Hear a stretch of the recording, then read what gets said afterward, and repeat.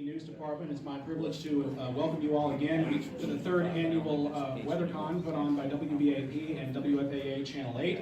And of those two stations, it's my privilege to present to you both of the chief meteorologists. First of all, WBAP Chief Meteorologist Brad Barton, who has held that title now for about 9 years, right? As I like to joke, like myself, he's an honorable man because he grew up in Kansas and got to Texas as soon as he could. And of course, Chief Meteorologist of WFAA, Pete Delkus, an Emmy Award-winning Chief Meteorologist. He has been there since June of 2005, and of course quickly won the respect of our North Texas viewers, providing them timely and accurate forecasts. So since we are a little bit short on time and most of you are seated, it is my privilege to bring Brad and Pete to the stage.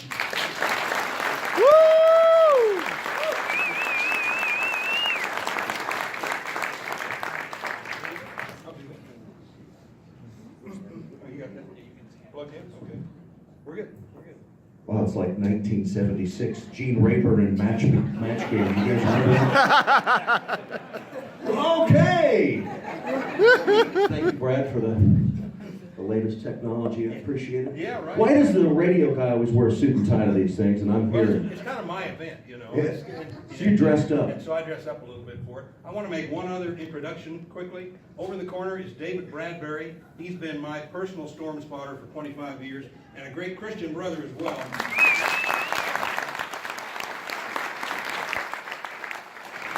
I trust this man with your life, okay? And he's got a few more dents in his car from, where were you, Rockwall the other night? Up in Allen. And Allen, yeah, he's got a few more pretty good hail dents in his car right now. But I trust him all the time, and he's been a great assistance to me for a quarter of a century now. So I wanted to be sure and recognize David. Those guys like David are invaluable to what we do because they're our eyes out in the field, right? And if we don't hear from you or David and the other folks that chase and spot, I mean, it's tough for us to do our job. So thanks to David and everybody else that helps us on a weekly basis. Yeah. Do you want to talk a little bit about the last storms that we had in Allen? I guess a lot of people are going to need the roof in Allen. Is that right? I know a lot of people got hailed out. You know, it's been an interesting season, or lack thereof, other than that, you know, what last weekend we had some stuff. So last week or the weekend before, they all start to blend together, unless it's your house. Before, yeah. But, and then, you know, the stuff up in Allen, Collin County, maybe a little bit in Denton that had some, but, you know, with the cool April that we've had so far, it's really kind of suppressed, you know, thunderstorms and certainly severe weather. It's amazing that Oklahoma so far in 2018 hasn't had a tornado. I mean, that's just amazing that, I mean, not one in the whole year. But we're pretty sure they will Tuesday, Wednesday, or Thursday. It'll all change. Hopefully we don't catch up. This April has been, I was putting some climate figures together for a Denton newspaper, and this is going to be a top 10 cool April, maybe a top 5 cool April. One of the coolest Aprils we've had, I guess, well, since what, 1997? 97 was a pretty cool month too. But this has been unusual, but it does seem to me, anyway, looking out as far as I can, that we have a pretty good crop of storm systems brewing out of the Pacific that are probably going to be making some deep dives deep into the southern plains here over the next few weeks. Yeah, May does look fairly wet, looking at the different models. I mean, May does look fairly wet, and fairly wet also means stormy. And so we'll see a tick up in severe weather season for sure. Yeah. What new is Channel 8 employing this year? Because you guys are always putting new stuff out there in the field and have new technology in the studio. So what's new? You know, we try to stay ahead of the curve as far as technology, and I think we do a real nice job. The one thing that we're doing, you know, we all look at the same models. I mean, there's just one set. I mean, so we all look at the same data, and maybe the slightly different conclusion is just, you know, if you all read a book, you may have a little different take on that book than you would have on that book, but it's all the same book, right? So we're all looking at the same data. It's just the different, you know, different levels of experience might give you a slightly different interpretation. But the thing that we like to do and try to stay ahead of the curve, and I feel like we've always done, is technology as far as the presentation. And we're using, the presentation that I'm trying to use every night now is augmented reality. It's just our version of it's called Max Reality, but it's augmented reality. I'm looking out in the crowd, and many of you are my age. So remember, the younger folks may remember just a year ago, so Pokemon Go, that was augmented. Remember the kids, I'm like, my daughter's like, I'm on this scavenger hunt, and I'm like, what are you talking about? But it's augmented reality, and so we're doing that. So I'm trying to explain to you, because you guys know what the high tomorrow is going to be, right? I mean, because you all have your devices.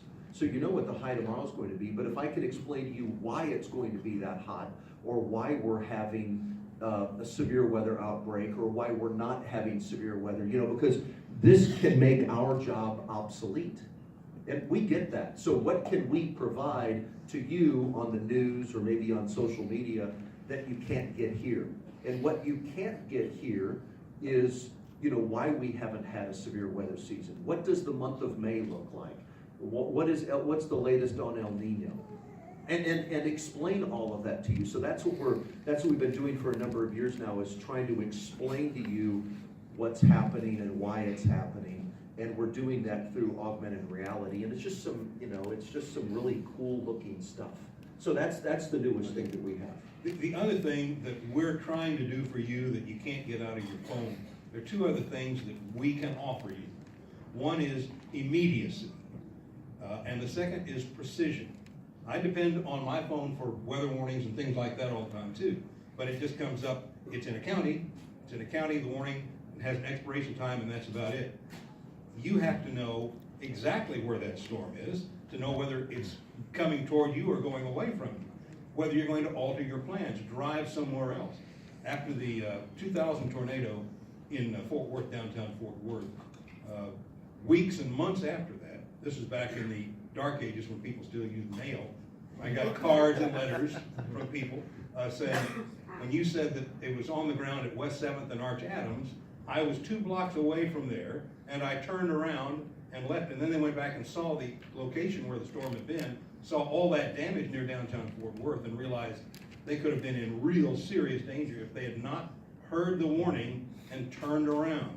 So it's really important for us to give you immediate warning and precise warnings to let you know where the storm is, and you have to know where you are. Sometimes that's not always so easy, but you need to know where you are in whichever county that you're in, because we cover 13 counties with warnings.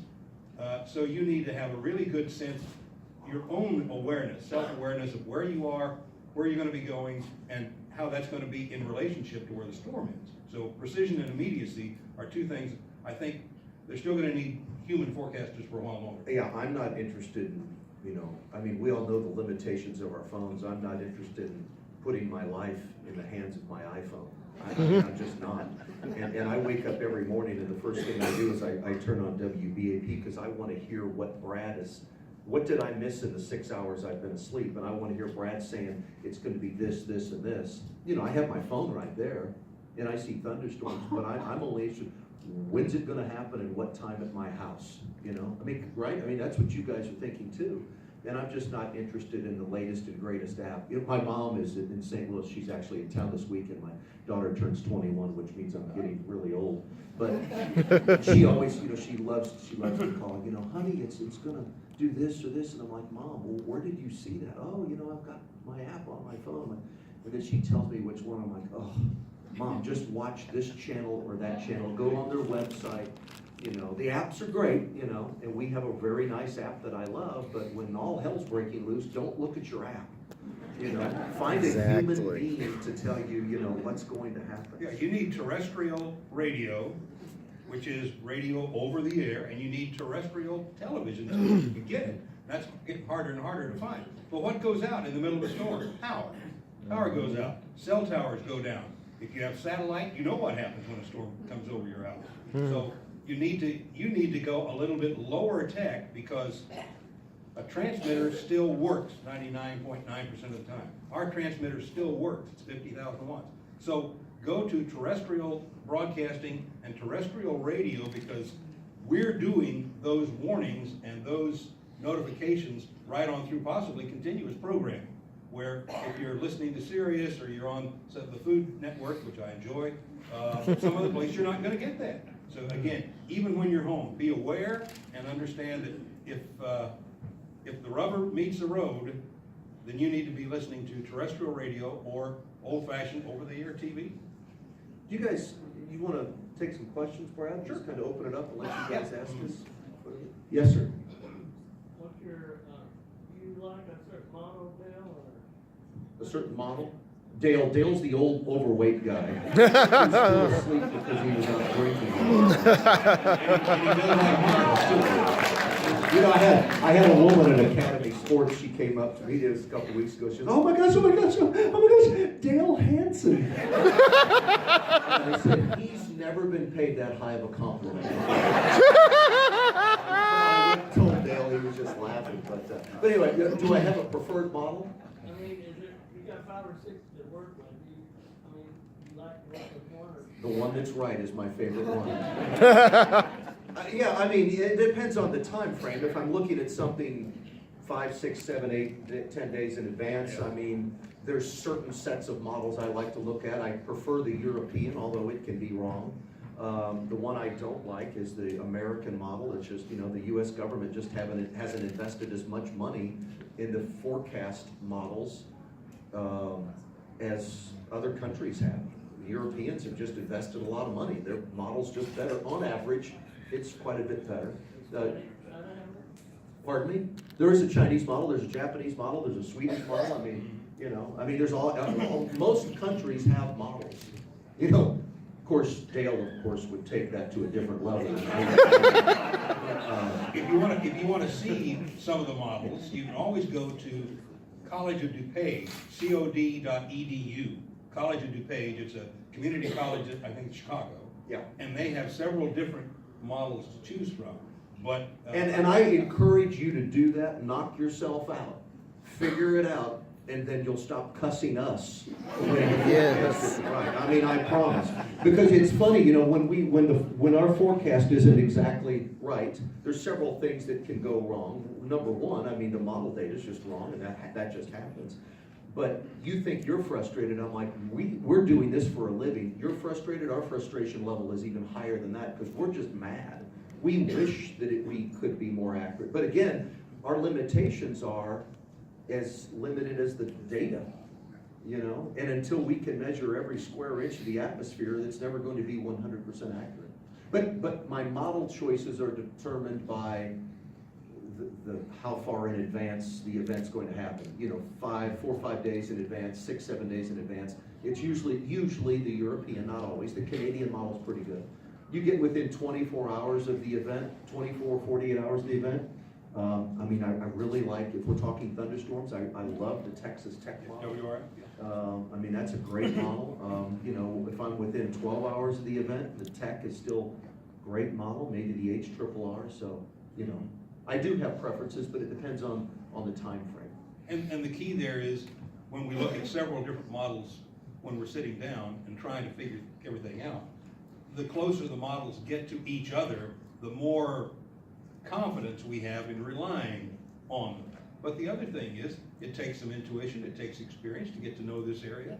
And one of the things I learned early on, especially in severe weather forecasting, is forecast based on current conditions, because those conditions are probably more accurate than what the snapshot we got from the weather balloon 6 or 8 or 12 hours ago. So we have to look at current conditions and see what's happening upstream and get an idea there as well.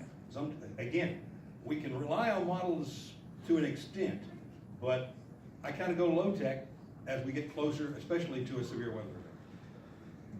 Yes, sir. Hi, Mr. Delkus, this is probably more towards you. So I'm the meteorologist at my school, like I do the school news, and I get recognized a little too frequently in the hallways.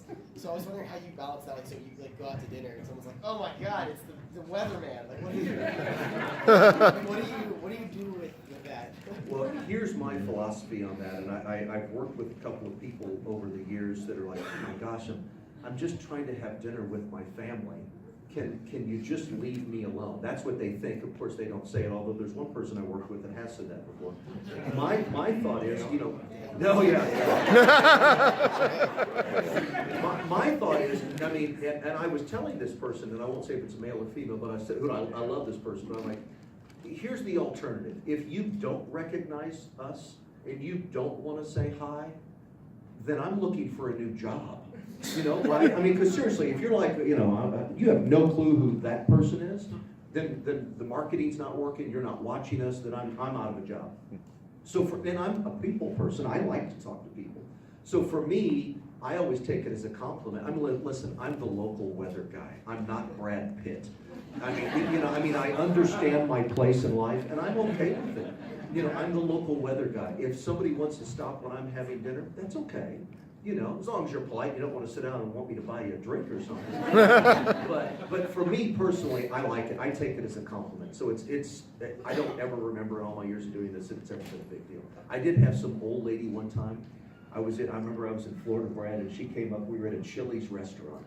And she came up and and we didn't have kids at the time, she started yelling at me because they had planned something, an event like a birthday party or something, and it didn't rain. And I'm like, oh my gosh. But so that was like the only time in my 28, 26 years of doing this. Gosh, maybe I started this in 1992. It's been a long time. So yeah, usually people are almost always just great, and it's a compliment to me. I'm flattered. And make sure you're that way too. Oh, I hopefully am. Good, I'm I sure can you usually are. move among most people, but when I begin to speak, then someone says, oh, now I know who you are. So I'm a lot more anonymous. By the way, 1992, I came to this market 40 years ago, Wow. 1978, and was here for the Wichita Falls tornado, that sort of thing. And it's been a real pleasure to be in the Dallas-Fort Worth area and see how this market has grown. Great market. Yes, sir. Yeah, during a severe weather outbreak or event, what's the flash point or trigger when your sleeves get rolled up? You know, that's so funny. Tornado warning or? Yeah, right. You know, and it's, so I was talking with our marketing folks, a couple months ago, and they said, we want to do something with your sleeves rolled up. And I said, okay, because people always joke about that. Did you know, so I've been doing this since 1992. I have never one time rolled up my sleeves. It's a true story. I wear French cuff shirts, and I've never rolled up my sleeves. Now I take my jacket off, and I had a psychologist tell me one time I did it because I was arrogant and egotistical, and I said, no, I understand that, because it couldn't be something as simple as I'm just hot. I've been talking for 6 hours, and the studio lights, the air conditioning's not working. Couldn't be because I'm hot with you. But I've never rolled up my sleeves. True story. So I do take my jacket off, though, when I know I'm going to be talking for 30 minutes or more, because the studio lights are just on and on and on. It just gets hot. So You don't push up your sleeves? I've never one time pushed up my sleeves. I know everybody. I swear to you, everybody thinks that. I've never ever done that. As God is my witness, I've never done that. Not one time. Not one time. But thank you. Call over here. Yes. What led you to become meteorologist? You pardon me, buddy. What led you to become meteorologist? For both of us, or Pete or me? I'll let Brad answer first. Well, I ended up actually reinventing myself as a meteorologist because I got in radio back in the mid-70s and then came here as a news broadcaster in 1978. And I served as desk editor, assignments editor, assistant news director, acting news director, and all that at KRLD for many, many years. And then and I also flew the traffic watch plane for quite a bit. And You then, did? Yeah. I did not It was a know blast. that. It was a blast. Oh, I'm sure it was. But that was back when planes were $55 an hour wet. Not that anymore, I'll tell you that. But at any rate, a new management regime came in, and they wanted to replace most of the anchors. And so instead of replacing me, they moved me from one day part to the next. And this was shortly after the point at which Harold Taft had passed away. And my boss said, I don't, and this is nothing against David Finfrost. Harold Taft was really very good on radio as well as TV. Some meteorologists are really good on TV, but they don't have that presence on radio. And our boss thought there'd be an opportunity for me to become the go-to radio meteorologist to take over that mantle from Harold Taft. As a matter of fact, they tried to hire Harold Taft one time. So they gave me the opportunity to go back to school, Mississippi State University, and go Bulldogs. And it was about 3.5, 4 years. I was able to do these courses as you say, almost by correspondence with the National Weather Service, proctored my exams. And over the course of about 3.5 years, I graduated from Mississippi State. And so I've done news and weather back and forth for a long time. Right now, I do just strictly weather. I got into TV weather because I needed a job. So that's actually true. I was newly married and I was going to be a sports guy, not Dale Hansen, but I was going to be a sports guy because my life before TV was sports. And I was interning at the ABC station in Orlando, Florida, and the weekend weather guy died, and they offered me a job I was a sports intern. They said, would you do weather? And I thought, why not? I mean, these guys are wrong all the time. I could be wrong. Back in the day when you get away with that. You could, yeah. And so this was the summer of 1992, and I had been a sports intern, and I had several sports job opportunities in Florida.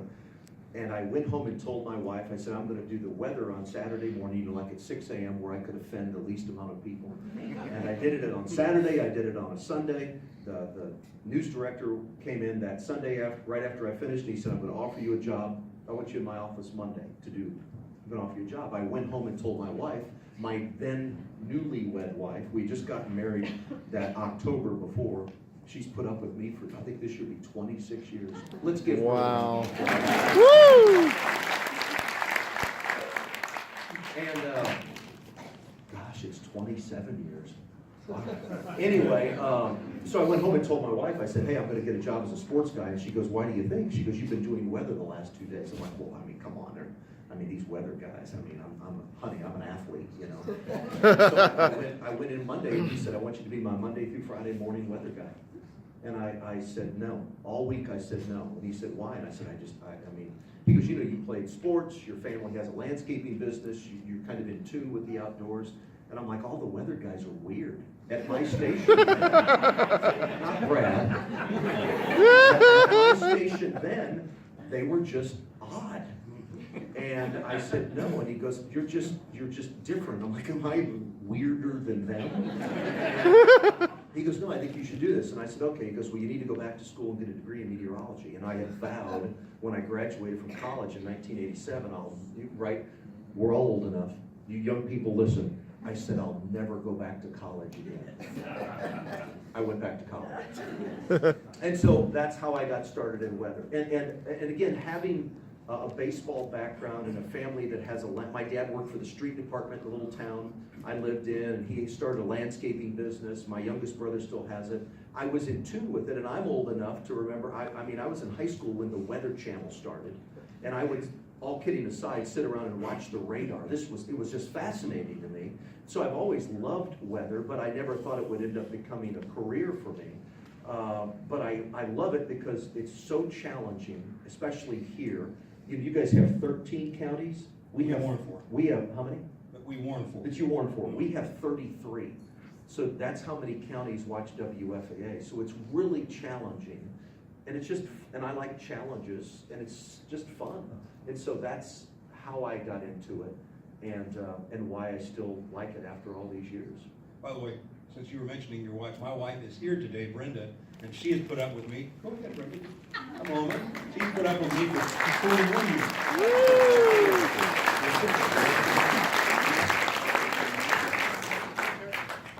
Yes, sir. Me?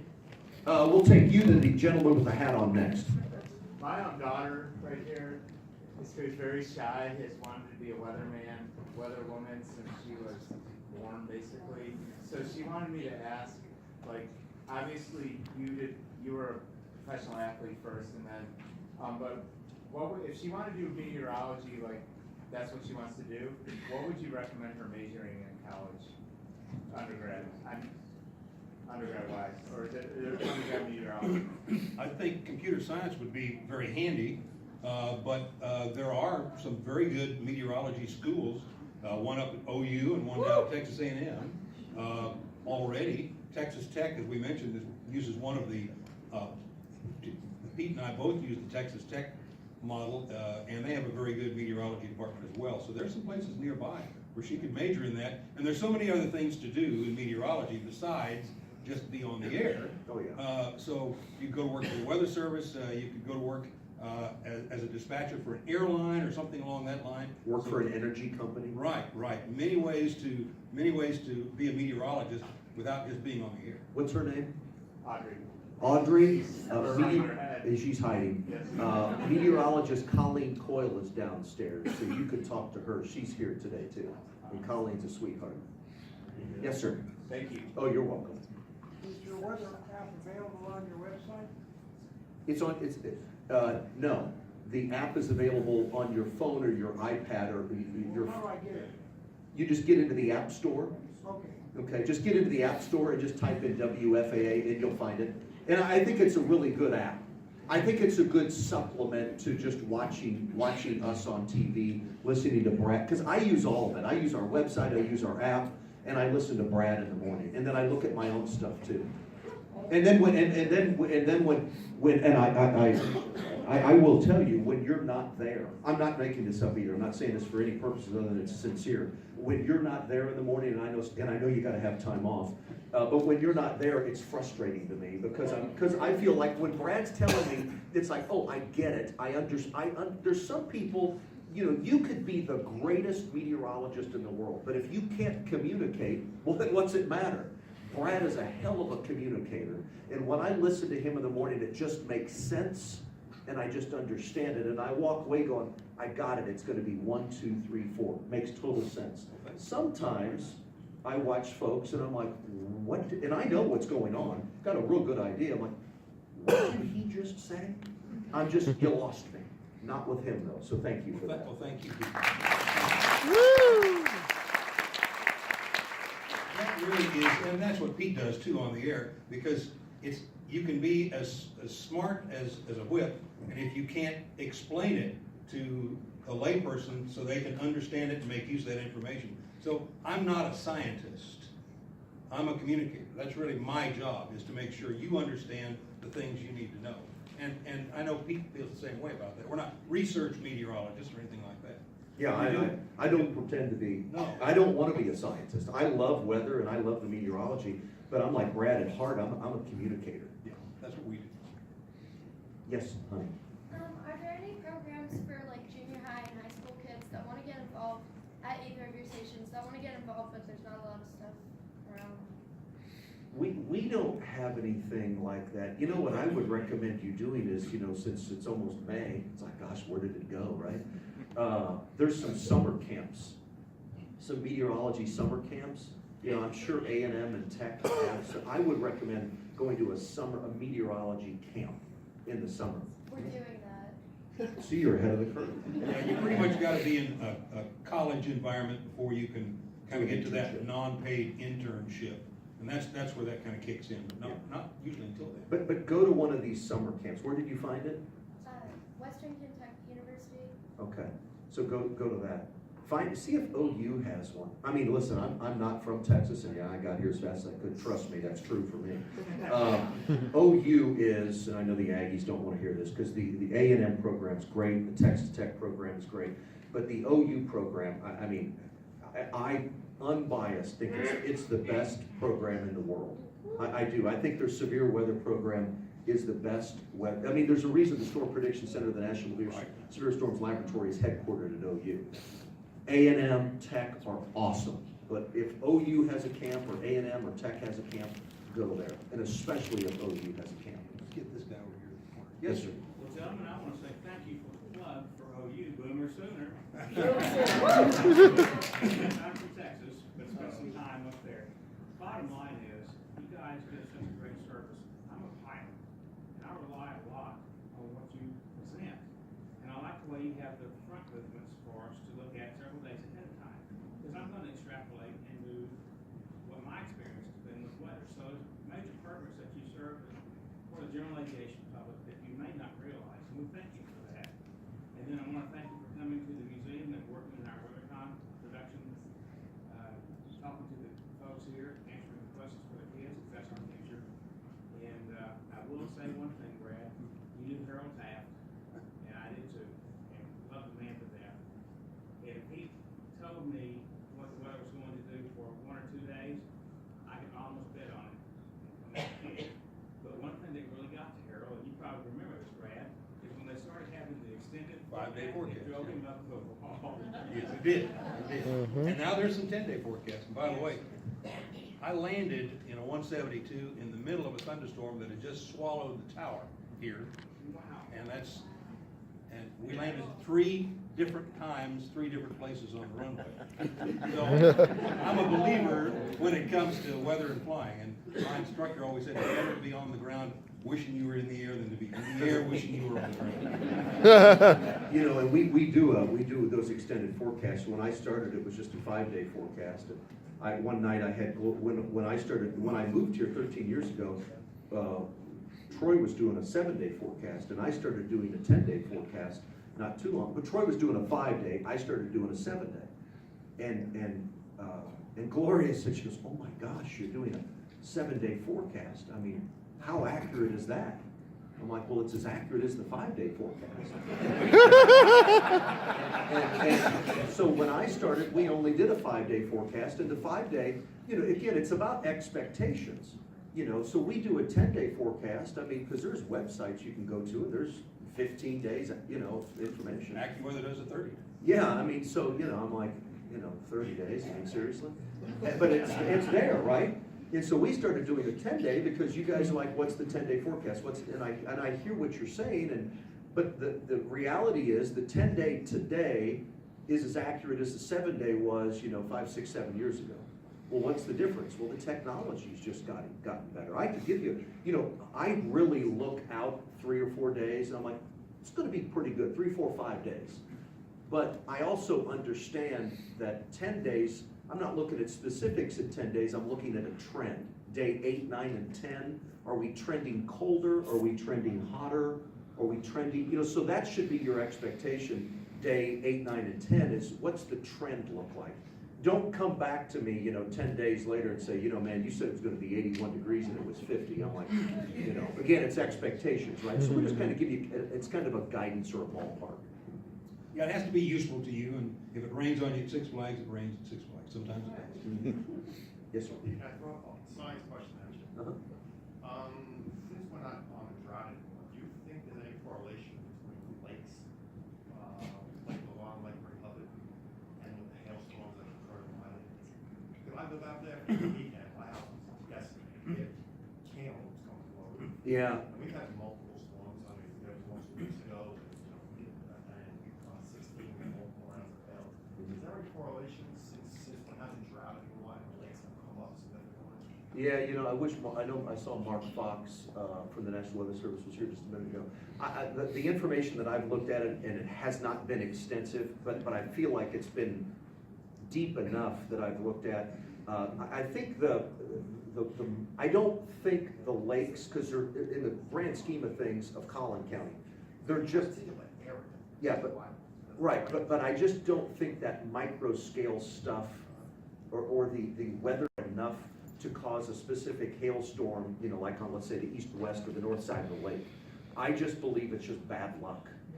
I mean, looking at these microclimates that can develop, you know, with the Great Lakes, which are massive, I see it's obvious what happens there. I don't think for you in your location that Levon or Hubbard or any of those are having that type of an impact on a hailstorm in your area. I could be completely wrong. I've never seen any studies that show that. It seems like a lot of those storms tend to intensify the minute they get into that region. Yeah. No, I hear you, and I know. Myself, you know, and it seems like there could be a correlation of illnesses. Right. It just seems. Yeah, and they it may would be entering an area of higher humidity just on the basic principle of moving to the east. Or that. Yeah, I just haven't seen anything conclusive. I haven't seen anything at all about We that. did have a little lake effect snow last year. Yeah, and I've seen, you know, we'll have that little lake effect snow, which you'll see some flurries, you know, maybe on the southeast side of Grapevine or something like that. So I know some of that happens, and I'm not saying it's not, I just haven't seen anything that would show us that that's conclusive. I can add a little bit here from a longer view. When I first came here in '78, Dallas, Fort Worth received roughly, its average was 30 inches of rain per year. Well, that's gone up. It's gone up to what, closer to 40 now, right? In the 40 years I've been here. And I think some of that has to do with the fact that back in the, especially a lot of our records go back in the 40s and 50s, you'll find that Dallas was a much drier place than it is today. And I think one thing that has made a difference, which would be almost on a micro scale, is the amount of reservoirs that were put in the 40s and 50s after the terrible droughts that they had in the 30s and again in the 50s. And I think that since this is a more humid climate now than it used to be, in more general terms, we may be getting more severe storms or larger hail. But in just a general sense, because the storm that was dropping hail on your house was really intensifying when it was well west of you, the Lake Levant and Lake Rehoboth. Yes, ma'am. Okay, so I know someone who's very interested in becoming a meteorologist, but they hate math. Well, I tell you what, my least favorite subject in school was math. I hated it. I absolutely hate, my brain just doesn't work that way. But, you know, I had that coach who told me practice the things you're not good at, so I had done that in high school and college. And I still don't like it, but which one of you has a job or you're a student and you love every single thing about your what you do, right? I mean, we all have things we don't like, but we just do it because I like everything else. So if you don't like math, just buckle down and get it done, but know the end result is going to be a job you really like. I'm not a math, Colleen's a math major, okay, and I have her, and I'll do the math, and I have her double and triple check my stuff. But, I use it every day, but it's not as extensive today, Brad, as what we did 20 years ago. I mean, because we're figuring out all this stuff. Now, a lot of this, these mathematical equations are done for us. I still do them just to double check, and now we have the young people. I got the old guy, I'm like, okay, this is how we used to do it. And I do it that way to double check the models. You don't have to, but I feel more comfortable doing that. But if you don't like math, just get through it, but just know there's the light at the end of the tunnel. Yeah, where my weather office used to be at the ballpark, I had a SKU-T chart out right on top of my desk and grease pencil and that sort of thing. And of course now today, anyone can go to a website and you can see what the weather balloon is doing on its way up. And so not as much math is applied on a daily basis, but certainly to understand, which is the point of the college education, to understand why these things happen, at least some basic math is still pretty important, and statistics as well. Yeah, and I wouldn't, if you really love meteorology, because you're not, I did the trigonometry and the calculus and all that stuff, and it was hard. Honestly, it was just hard. But I knew that if I wanted this job and wanted a career like this, I had to, do it. But I wouldn't let that hold anybody back, Now, if you are creating models and you're going to be that kind of a meteorologist, then, but if you're doing what we do or what Mark Fox and his folks are doing with the Weather Service or working for an energy company, just get through it, buckle down, and you'll be happy in the end. Yeah, I used a Bell helicopter engineer as my math coach to get me through. We still have just a few more minutes left, and then Mark Fox from the Weather Service will be here too. So, yes. Yes, ma'am. I just want to get really cheesy for a moment. I suffer from severe weather anxiety, so I just want to thank you all for doing what you do. I know that if I turn into Channel 8 or listen to radio and watch a meteorologist, I'm going to get accurate information, and that can really calm me down because I know what's coming. Well, good. So thank you. You're very welcome. We did something recently, and you may have seen that on our Facebook page. It was like a month ago. And you're not alone. There's a lot of folks that have anxiety, could be storm related or just any type of something that causes anxiety. But we brought a doctor in from Baylor. Yeah, I did. Did you see that? And so we put that on Facebook and on our website. And we're going to continue to update that. But we brought this doctor in that dealt with, that's what he does. And so he was answering people's questions, and we're putting all that content there. I was the kid when I was little. I mean, it's so funny all these years later. But when I was, your age, buddy, Carson, is that your name? Yes. Okay, Carson. So when I met Carson earlier, I was thinking that when I was Carson's age, he's like 10 years old, right? About that?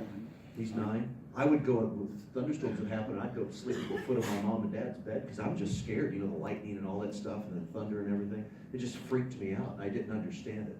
But through the understanding, and it makes it a little bit easier. And now all these years later, I'm doing this, so.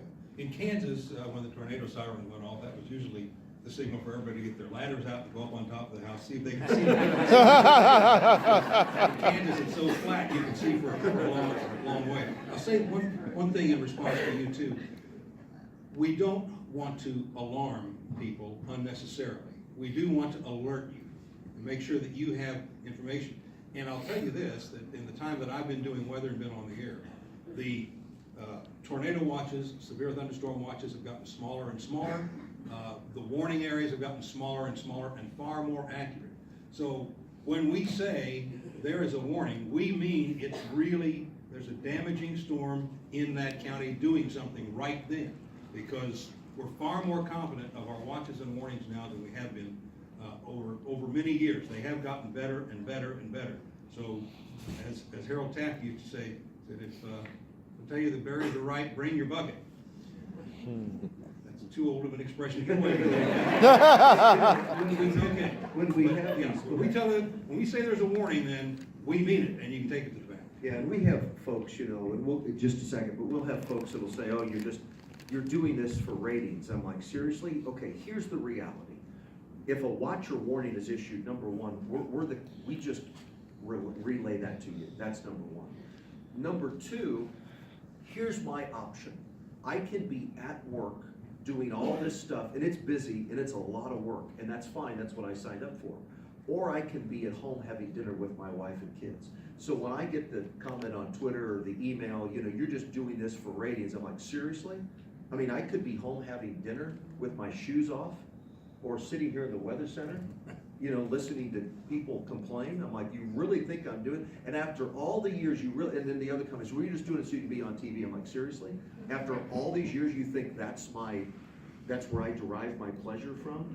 You know, I got a wife and kids. I mean, that's your happiness. That's mine.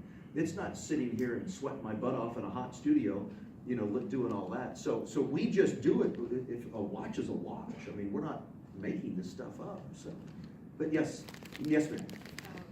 I was going to say, I'm just fascinated how much the technology has come. I was 10 years old during the Xenia tornado on a 5, and I lived just north of Columbus at the time. And I was scared. Was that Like, 74? I had stomach aches What year was it? after that storm. 74? What year was it? 74. 74, okay. April 6th, Yeah. I believe. Okay. Something. I don't know. I will never forget because I have been petrified of tornadoes ever since. And we moved down to South Carolina in, 20 years ago. I got over my fear of spiders. Because the wolves down there are huge. And I thought, okay. And so when my husband landed a job here, I'm like, uh-oh, tornado country. I will have a heart attack and die. The first tornado I see. And my son got on there, and sure enough, he got footage of a tornado in Cedar Hill. I'm like, oh, I'm going to Cedar Hill. Tornado Alley. But what was funny is that the first, we got here 2 weeks ago, 3 weeks ago. You've only lived here 2 weeks? And you were already predicting a storm. Oh my gosh, it's as hyper as I am about what to look for. But I appreciate that because I do have anxiety too. Well, good. Well, we're glad we can help. I came here today to get over my fears, and it helps to know that even the weather guys are out there trying to the cones and stuff. The tornado has its own mind, and this is it. So Yeah, I'm just gonna remember- pray that the tornado misses my house. Right. Just remember, no matter how bad it is here, it's always worse in Oklahoma City. I went to Oklahoma City the other night, and it was cold, and I was glad of that. But, I was going to ask you, here in Dallas, do people have staterooms? Or do they get in their bathtubs, or what? Yes. What do you? All the above. Yeah. Put as many walls between you and the storm as possible. So if you So have when like. I look for a house, I want a safe room. Well, or you can build one in too, but you want to be in a small enclosed space, away from windows. Doesn't need to be in a particular corner of your house, as we were told many years ago. Get close to the center of your house with as much construction around you as possible, like under a stairway. If you have a guest closet under a stairway or a pantry or something won't happen. Is there a company downstairs? I know in the past we've had that. Tornado Master is built, in this area. They're off of LBJ. They're not here today. Oh, okay, okay. But yet, Tornado Masters is, I think, around LBJ and Northwest Highway, and there are several. But the only thing you want to make sure is whoever you talk with, make sure that their materials are tested by the Texas Tech Wind Lab. That's very important. Very. Yes, sir. Does each TV station have their own radar systems? No. Is it common to all? Some do, some don't. Yeah, but not all do. Any other? Yes, sir. I was just wondering if either one of you are using the new GOAT system, the 2 satellites that are up? Absolutely. Oh, yeah. Does that help with the Yes. broadcasting? Yeah. And I have never seen them on your forecast. Do you ever show the public the GOAT? That's all we use. Oh, Go 17, you mean? Yeah, either one of the two, yeah. Yeah, if you're seeing satellite imagery, that's GOES. That's the latest GOES. Yeah. That's all we use. It's awesome. Yeah, it is. And Brad, I'd like to thank you. I mean, I drive for a living and I fly and I fly usually on the weekends and stuff as a hobby. God, I'd like to go up with you sometime. I will after I see your record. A lot of times, like when the boys and stuff, I knew how to get around it. And sometimes that helps. And be nice to know, hey, it's good flight weather, it's good VFR weather. Yes.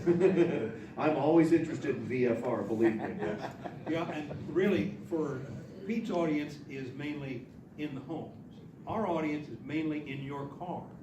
And please remember, don't try to outrun a storm. If you know there's a tornado in the area or a large flood or hailstorm, don't try to outrun it. Try to pull off to the side. Certainly don't park under an overpass, but pull off to the side and wait for the storm to pass. Don't stay on the road if you can't see, because that's probably how we had a number of fatalities in the Rockwall storm a couple of years ago. People were in their cars, they couldn't see the storm, and they drove right into it. If someone, Yeah, go ahead. if someone, I've already asked. No, he's asked too, so will anybody that hasn't asked him any questions? Okay, by all means, Yes. I was just gonna comment, several times in the storm, I see a lot of people doing things they shouldn't do. I was just gonna ask you to say what you just said about the importance and the dangers that people get involved with on the road, so. Right. you answered it what I'm talking about. Yeah. One more question that someone hasn't asked, young lady right here. Can you explain how the The cap works? cap. Did you not watch Channel 8 The last night? infamous cap. Your husband, he doesn't let you watch Channel 8? He doesn't believe in the cap. He doesn't believe in the cap? Where is he? So the cap's just a warm layer of air aloft. So it's just, it was, my wife and I went down to, we'd never been to Puerto Vallarta, and we went 2 weeks ago. And we flew over the high plateaus of Mexico. And I was telling my wife, look, honey, there's the cap. And she's like, what are you talking about? And I said, this is where it originates. She had no clue what I was talking about. Well, the cap often will prevent us from getting thunderstorms, even on a thunderstorm forecast day. If the cap is strong enough, it suppresses that convection. If the cap is thin enough, just right, then the convection will go burst the cap, and then you wind up with a lot of severe weather. Yeah, so it's just that warm layer of air aloft, 3,000 to maybe 7,000 feet above the surface, and it's just warm air from Mexico, and it's just the high plateaus of Mexico are 3, 5, 6, 7,000 feet, and when we have an approaching storm system, an area of low pressure to the northwest of us, the winds around that low just pull that warm air in from northern Mexico, the high plateaus of Mexico. It pulls that warm air in, and remember down there it's 3,000 to 7,000 feet. It gets up here, it's still about 3,000 to 7,000, maybe 8,000 feet above the surface, and it's just so the temperature decreases with height. So the temperature will be lower, lower, lower, lower. Then boom, all of a sudden it's warmer. So that's that warm layer of air. Just think of it like a river. It's that warm layer of air, and it's above us. And it can, thunderstorms need to tower up. So as the air cools, the thunderstorms tower 40, 50, 60,000 feet. Well, that warm layer of air just stops the towering process. It stops that process, they can't tower up, so they're limited with their vertical development, then they just can't get stronger. So we'll still have rain under the cap, we may just not have the explosive thunderstorms. But the cap, think of it like you're boiling water in the kitchen, and there's a lid on the pot. And all of a sudden, it just bubbles up, and all of a sudden that lid just blows off. The cap sometimes, like Brad was just saying, sometimes that cap's just thin enough, it'll prevent the thunderstorms, and all of a sudden they just build and build and build and build. Then the cap breaks, or the lid blows off the top of that pot of water, then you get these explosive thunderstorms, and then that's when we have the baseball, softball size hail, the supercells that produce the hail, the big tornadoes and all of that. So the cap can be great, but then sometimes if it's not strong enough, it'll allow that pot to just boil, and then it just blows. So that's kind of double-edged sword sometimes. And the cap prevents thunderstorms, it can prevent rain, and it can lead to drought too. It can bust a forecast. Yeah, sure. Yeah. Thank you very much, appreciate Thank you your guys.